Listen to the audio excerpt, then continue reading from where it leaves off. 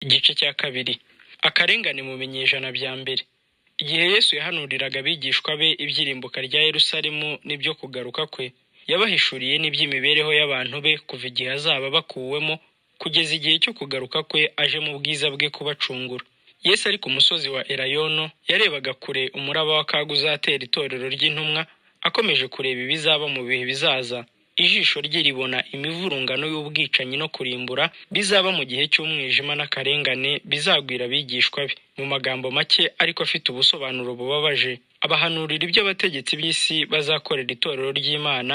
Abigishwa ba Kristo bagombaga kunyura inzira yo gusuzugurwa, gukozwa isoni n'akababaro nk'iy'umwigisha wabo yanyuzemo. Urwango rwagaragarijwe umukiza w'isi rwajyaga kugera no kubizera izina rye bose. Amateka y'itorero rya mbere yerekana neza gusohora k'ubupagani bwafatanirije hamwe kurwanya Kristo burenganya abigishwa be.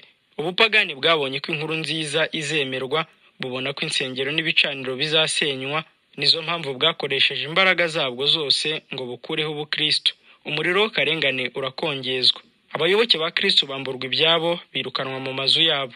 Bihanganiraga imibabaro y'intambara nyinshi. Abandi bakageragereshwa gushinyagurirwa no gukubitwa ibiboko, ndetse no kubohwa no gushyirwa mu nzu y'imbohe. Benshi bahamishije kwizera amaraso yabo.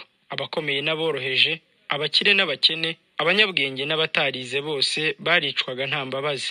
Ako karengane katangiwe na Nero aziza abantu imyizerere yabo mu gihe cya Pawulo, karushijeho gukaza umurego mu binyejana byinshi byakurikiyeho. Abakristo baregwaga ibinyoma, ubwicanyi bukomeye no kuba ari bo bateza ibyorezo nk'inzara n'ibishitsi ku isi. Kuko bari barabaye urw'amenyo, banzwe cyane n'abaturage, hari abantu bahoraga biteguye kubarega ibinyoma kugira ngo bibonere indamu. Babaciraga urubanza nk'abagambanyi n'abanzi b'ubutegetsi n'idini, bakaba ari bo ntandaro y'ibyorezo muri bo. Benshi muri bo bagaburiwe inyamaswa z'inkazi, abandi batwikwa ari bazima imbere ya rubanda mu mazu y'imikino. Benshi nanone muri bo barabambwe, abandi bambikwa impu z'inyamaswa zo mu ishyamba bajugunywa mu bisambu kugira ngo imbwa z'inkazi zibashwanyaguze. Ibyo bihano byo kwica abantu urubozo byari byaragizwe ikintu cyo gushimisha amaso mu birori. Abantu bazaga ari benshi kwihera amaso, bakavuza induru nyinshi no gukoma mu mashyi kubw'abantu b'Imana bababazwaga kugeza ubwo bashizemo umwuka. Abakristo bakurikiranwaga aho bahungiye hose babahiga bunyamaswa. Byabaye ngombwa ko bashaka ahantu h'ikidaturwa bashobora kuba bonyine. Bazereraga mu mashyamba, mu bihanamanga, mu mavumo no mu masega. Amavumo y'i Roma yabaye ubuhungiro bw'abantu ibihumbi byinshi. Munsi y'imisozi ahazengurutse umujyi wa Roma hari haracukuwe imyobo mu kuzimu kw'isi no mu bitare, kugera mu mahuriro yayo yagiraga uburebure bwa kilometero nyinshi mu mwijima ugenda munsi cyane y'inkuta z'uwo mudugudu. Ngaho ahantu hajugunywaga intumbi z'abantu bishwe, kandi ahantu nk'aho nanone niho benshi mu bigishwa ba Kristo n'abakekwagaho kuba abayoboke be bagiye babonera ubuhungiro. Igihe Kristo azahamagara abasinziriye barwanya intambara nziza, abantu benshi barenganijwe muri ubwo buryo bahorwa Kristo bazasohoka muri ubwo buvumo bw'umwijima. Abo bahamya ba Kristo barinze ubusugi bwo kwizera kwabo mu gihe bari bahutajwe n'akarengane. Nubwo batswe uburenganzira bwabo bakabaho nta mucyo w'izuba babona, imibereho yabo ikaba iyo mu mwijima, mu buvumo, ntibigeze bavuga ijambo na rimwe ryo kwivovota. Amagambo yo kwizera, kwihangana n'ibyiringiro niyo babwiranaga bakomezanya ngo bashobore kwihanganira uwo mubabaro. Kuzimiza umutungo wabo wose ntibyigeze bibatera guhakana kwizera Kristo. Ibigeragezo n'akarengane byari intambwe zibegereza ikiruhuko n'ingororano bibagenewe. Nk'uko benshi mu bagaragu b'Imana mu bihe bya kera bicishijwe inkota, ntibemera kurokorwa kugira ngo bahabwe kuzuka kurushaho kuba kwiza. Ibyo byibutsa amagambo y'umwigisha ko igihe bazarenganywa bahorwa Kristo bazishime cyane, kuko ingororano zabo ari nyinshi mu ijuru, kandi ko harenganyijwe abahanuzi imbere yabo. Bashimishwaga rero no kubarwa mu barenganirizwa ukuri. Indirimbo zo kunesha baririmbaga zabafashaga kwihanganira ubukana bw'ibishashi by'umuriro wabatwikaga. Bareba mu ijuru kubwo kwizera, babona Kristo n'abamarayika bunamye mu nkike z'ijuru babarebana impuhwe. Bitegereza gushikama kwabo, bumva ijwi rivuye ku ntebe y'Imana rivuga riti, ujye ukiranuka ugeze ku gupfa, nanjye nzaguha ikamba ry'ubugingo. Imbaraga zose Satani yakoresheje ngo arimburane itorero rya Kristo n'imizi yaryo zamupfiriye ubusa. Iyo ntambara ikomeye abigishwa ba Kristo baguyemo ntiyahagarariye aho, kuko abayoboke baguye ku mirimo yabo. Mu rupfu rwabo baranesheje. Abakozi b'Imana barishwe, ariko umurimo ukomeza kujya mbere. Inkuru nziza ikomeza kwamamazwa hose n'abizera barushaho kugwira. Ubutumwa bucengera ahantu hatagerwaga ndetse no ku meza y'i Roma. Mu gihe kimwe cyo kwiregura ibirego by'akarengane abaregwaga bari imbere y'abategetsi b'abapagani, umukristo umwe yarababwiye ati, muratwica urupfu rubi mutubabaza, muraducunaguza. Ubwo butabera bumeze butyo ni icyerekana yuko nta cyaha turegwa. Nizo mpamvu Imana yemera ko muturenganya. Ariko ubugome bwanyu bwuzuyemo ubucakura ntacyo buzabamarira, kuko ahubwo ari imbarutso ikomeye y'idini yacu. Uko twicwa niko turushaho kwiyongera. Amaraso y'abakristo ameneka ni imbuto ibibwe. Ibihumbi byinshi bashyizwe mu nzu z'imbohe, abandi baricwa, nyamara hagahaguruka benshi bakabasimbura. Abarenganirizwaga kwizera kwabo, Kristo yabemereraga kuruhuka, akababara mu baneshi. Barwanya intambara nziza, bazahabwa ikamba ry'icyubahiro ubwo Kristo azaba agarutse. Imibabaro yageze ku bakristo yarushagaho kubahuza ubwabo no kubahuza n'umukiza wabo. Urugero rw'imibereho yabo n'ubuhamya bw'urupfu bishwe ni icyitegererezo kigaragaza ukuri. Aho Satani atatekerezaga yahabonye abari abayoboke be bamumanukaho, biyemeza kuba munsi y'ibendera rya Kristo. Nuko Satani abonye bigenze bityo, ahindura imigambi, bituma arwanya ubutegetsi bw'Imana, noneho ahereye mu buyobozi bw'itorero rya Kristo. Iyo abayoboke ba Kristo bashukika ntibanezeza Imana, imbaraga zabo no gushikama kwabo byacogora, maze bakagwa mu mutego bitaruhije. Umwanzi wabo ukomeye agerageza noneho gukoresha ubucakura kugira ngo abone ibyo atashoboye kugeraho akoresheje imbaraga. Ibyo kurenganya abakristo birahosha, bisimburwa n'imitego mibi cyane yo kurarikira ibintu by'igihe gito ndetse no kumaranira ibyubahiro by'isi. Abasenga ibigirwamana binjira mu itorero, bemera umugabane umwe w'imyizerere ya Kristo mu gihe bahinyura indi migabane y'ukuri rishingiyeho. Bakavuga ko bemera Kristo nk'umwana w'Imana kandi bemera iby'urupfu rwe n'umuzuko, ariko ntibemeranye ko ari abanyabyaha bakeneye kwihana cyangwa guhinduka mu mitima. Mu byemezo byabo ku ruhande rwabo, biyegereza abakristo babasaba kugirana nabo ibyo biyemeza ngo bagire aho bahurira ku kwizera Kristo. Ubwo itorero riba rigiye mu kaga gateye ubwoba. Gushyirwa mu nzu z'imbohe, kwicwa urubozo, umuriro, inkota, nibyo byari ibibi byoroheje kuruta ibindi. Habonetse abakristo bamwe bashikamye ku byo bizera, bahakana rwose kugira ubundi bwumvikane bagirana n'abantu. Abandi bemera kugira ibyo bahindura mu myizerere yabo kugira ngo bumvikane nabo bemera gato mu by'ubukristo, batekereza ko bazashobora kubahindura bakabemeza byuzuye. Icyo gihe cyabereye kibi cyane abashikamye kuri Kristo. Muri ubwo butegetsi bwiyitiriye abakristo, Satani yinjira mu itorero ngo agoreke kwizera kandi ayobye ibitekerezo by'abantu, abikure ku ijambo ry'ukuri. Abakristo benshi bageze aho bemera kudohoka ku myizerere yabo, ubumwe bw'ubukristo n'ubupagani butangira ubwo. Nubwo abo basengaga ibigirwamana berekanaga ko bihannye bakifatanya n'itorero, ntibaretse ibigirwamana, ahubwo bahinduye amashusho yabyo gusa, bayasimbuza ya Yesu, aya Mariya n'ay'abatagatifu. Umusemburo mubi w'ibigirwamana winjira mu itorero, ukomeza umurimo wawo wo kugira nabi. Amahame ayobya, imihango ya gipagani, ubupfumu, byose byinjizwa mu myizerere no gusenga. Uko bifatanyaga no gusenga ibigirwamana, niko itorero rya Kristo ryasubiraga inyuma rigatakaza kwera kwaryo n'ubushobozi. Icyakora hari benshi batigeze bemera ubwo buhenzi, bashikamye ku myizerere ishingiye ku muremyi w'ukuri, bakomeza gusenga Imana gusa. Hakomeje kubaho amatsinda abiri y'abantu mu biyita abigishwa ba Kristo. Mu gihe bamwe biga iby'imibereho y'umukiza bagaharanira kwigorora byimazeyo no kugendera mu mabwiriza y'ab'ijuru, abandi bo bitandukanyaga n'ukuri gusobanutse n'imihango ishyira ibicumuro byabo ahagaragara. Nta gihe na kimwe itorero ryigeze ribamo abakristo b'ukuri gusa, baboneye kandi b'indahemuka. Umukiza wacu yigishije ko abishora mu bibi babyitumye badakwiriye kwemererwa kwinjira mu itorero, ariko yifatanyije n'abantu bari bafite inenge mu mico yabo, abaha umwanya wo kwiga inyigisho ze no kureba urugero rwe kugira ngo bagire igihe cyo kwisubiramo no kwitunganya. Mu ntumwa 12 harimo umugambanyi. Yuda yakiriwe bidatewe n'ingeso ze nziza, ahubwo yarakiriwe n'ubwo yari afite ingeso mbi. Yafatanyije n'intumwa kugira ngo mu nyigisho n'urugero rwiza bya Kristo amenye kuba umukristo icyo ari cyo, maze abone ibicumuro bye, yihane, kandi kubw'ubuntu bw'Imana yezwe umutima agendere mu kuri. Ariko Yuda yanga kugendera mu mucyo yahawe ku buntu ngo mumurikire. Yishora mu cyaha, yakinguriye ibigeragezo bya Satani. Imico ye yo gukora ibyaha aba ari imuganza. Yeguriye intekerezo ze abafite ubushobozi bw'umwijima. Arakazwa nuko bamweretse ibyaha bye ku mugaragaro. Nuko ageze ubwo akora icyaha cy'ubugome cyo kugambanira umwigisha we. Uko rero niko abakunda ibyaha bakora mu gihe babifatanyije no kwibwira ko ari intungane. Ababuza amahoro babereka imico yabo idatunganye babanga urunuka. Iyo habonetse uburyo nabo bagambanira abashatse kubereka ibyiza bari bakwiye gukora nk'uko Yuda yabigenje. Intumwa zahuye n'abameze batyo mu itorero bavuga ko bemera iby'Imana ariko ku rundi ruhande bikundiye kwibera mu byaha rwihishwa. Ananiya na Safira bakoze rwihishwa umugabane w'abashukanyi ubwo bibwiraga ko batanze igitambo gishimwa n'Imana, nyamara bafite umugabane bizigamye ubwabo kubwo gukunda ibintu. Umwuka w'Imana niwe wahishuriye intumwa imico nyayo y'abo banyabinyoma, maze urubanza rw'Imana rukiza itorero icyo kizira cyari cyiswe icyera.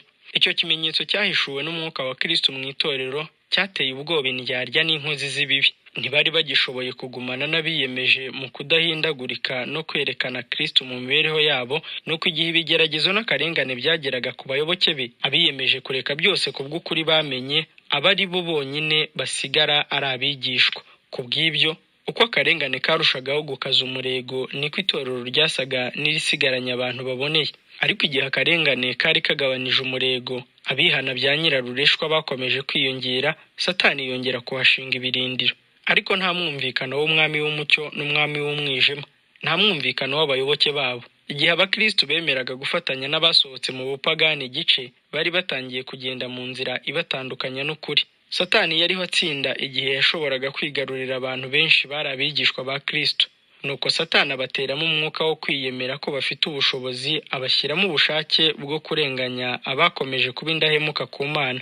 Nta wajyaga kumenya kurwanya kwizera kwa Gikristo kurusha abahoze bagushyigikiye mu bihe byashize. Nuko abo bakristo bahakanye bafatanya na bagenzi babo batanze igice, bavanga ubupagani n'ubukristo, bategura umugambi wo guhirika amahame y'ingenzi y'itorero rya Kristo. Kugira ngo bashobore kurwanya ibinyoma n'imihango ya gipagani yinjizwaga mu itorero n'abitwa abayobozi b'idini, byabaye ngombwa ko abashikamye ku mahame ya Kristo biyemeza kurwana urugamba rw'ubwitange bukomeye. Bibiliya ntiyemerwaga nk'umuyobozi shingiro ryo kwizera. Kwibwira ko hari umudendezo w'idini byari ubuyobe. Ababikoraga barangwaga ndetse bagacibwa. Nyuma y'igihe kirekire cy'imibabaro, abakristo bake b'indahemuka biyemeje kwitandukanya burundu n'itorero ry'abahakanyi niba bakomeje kwanga gucumura no gusenga ibigirwamana.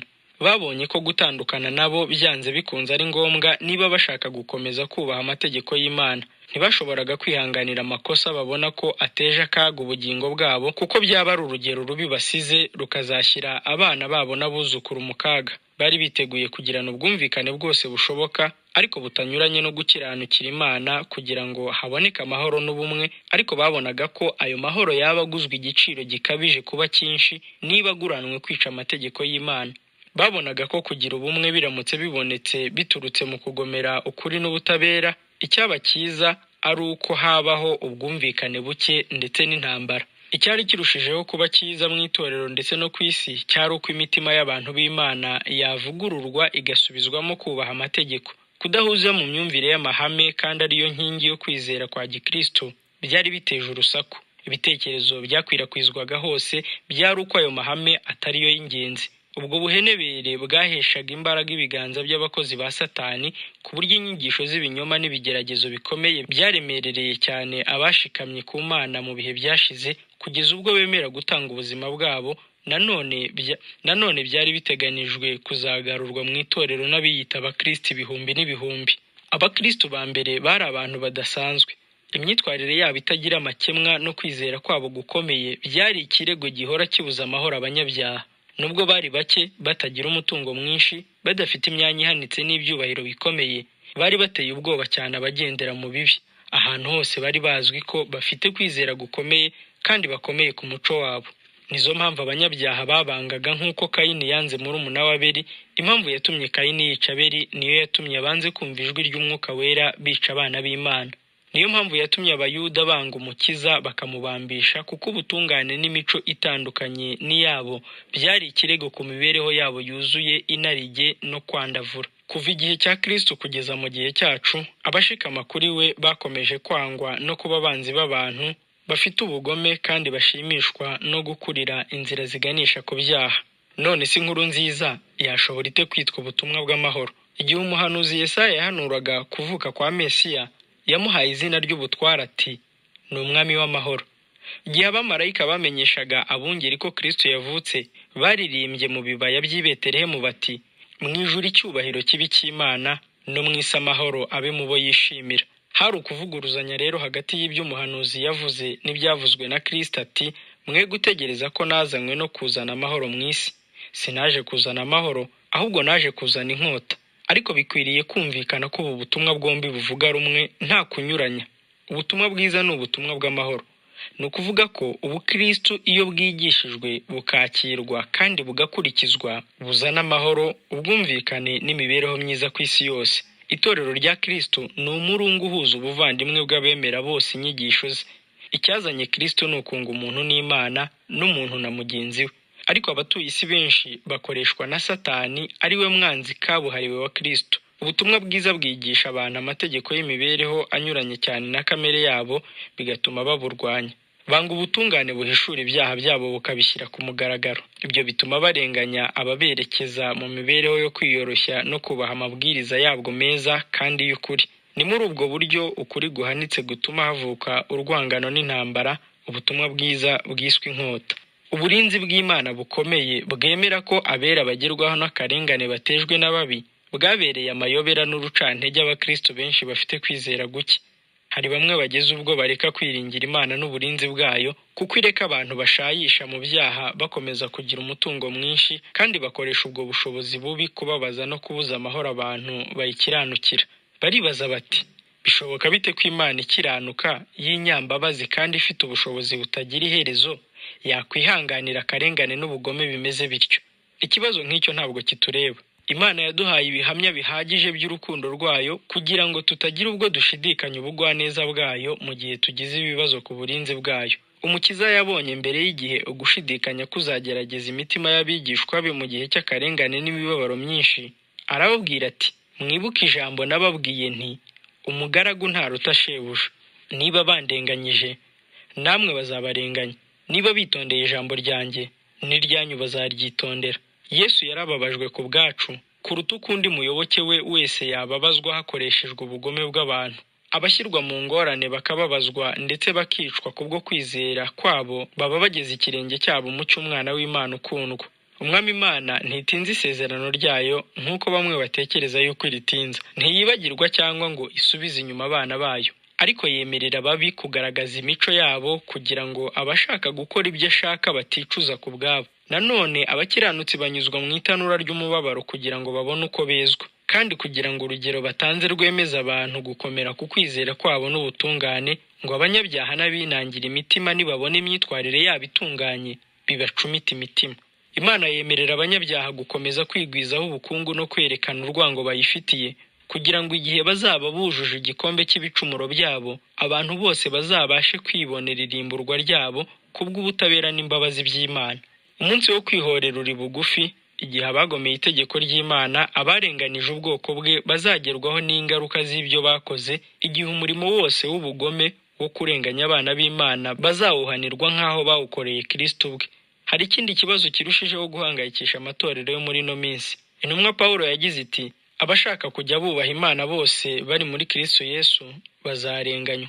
None se kuki akarengane bigaragara ko kasinzirije benshi? Impamvu imwe rukumbi ni uko itorero ryataye kwera kwaryo ryiyunga n'isi, none nta gituma bisi barirwanya. Itorero rigendana n'ibigezweho, rikora ibijyanye n'igihe cya none, ntirigifite kwizera k'ukuri kwagombye kuranga itorero ry'abakristo nko mu gihe cya Kristo n'intumwa. Ubwo bwumvikane bwisasiye icyaha buterwa n'uko ibihamya by'ukuri ku ijambo ry'Imana bifatwa nk'ibititaweho, nuko ubutungane bw'itorero bwaribeshejeho bukayoyoka. Ibyo nibyo bituma ubukristo nk'ubwo bwarabaye icyamamare mu isi. Nimubona habayeho ivugurura ryo kwizera n'imbaraga nk'iy'itorero rya mbere, muzirebera uko akarengane kazongera kubyuka kagatangirana umuriro mwinshi.